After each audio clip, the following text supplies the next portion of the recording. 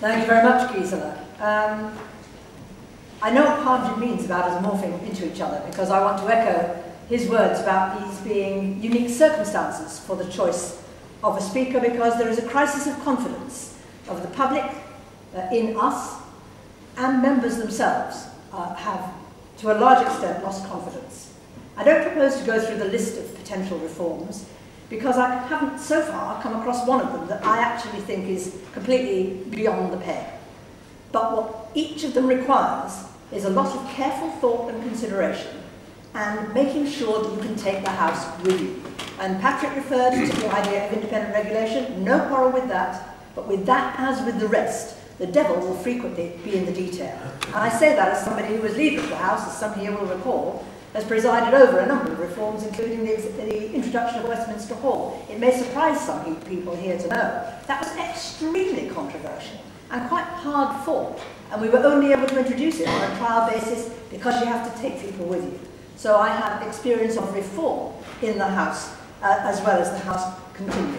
My second basic point is that I think the Speaker is the servant of the House, but also should be its boss, not its leader, not anybody who instructs the House. I repeat, you have to take people with you, but certainly somebody who sometimes counsels and guides the House if things seem to be going astray, to be a facilitator for good change rather than a barrier to it.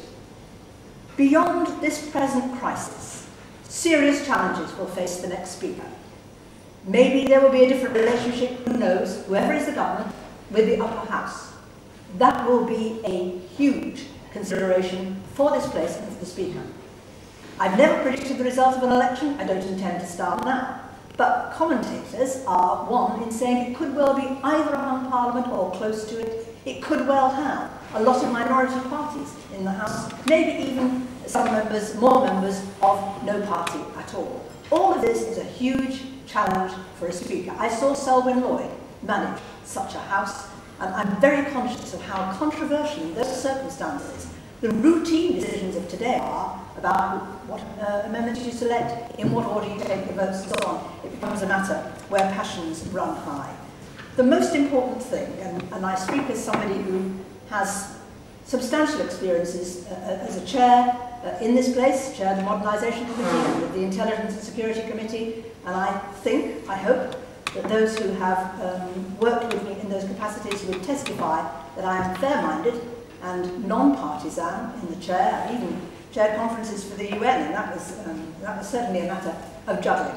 But the key challenge that every single one of us face, and in which we need the Speaker to help steer us through, is to convince the public that what drives us is their interests and their concerns, and not our own.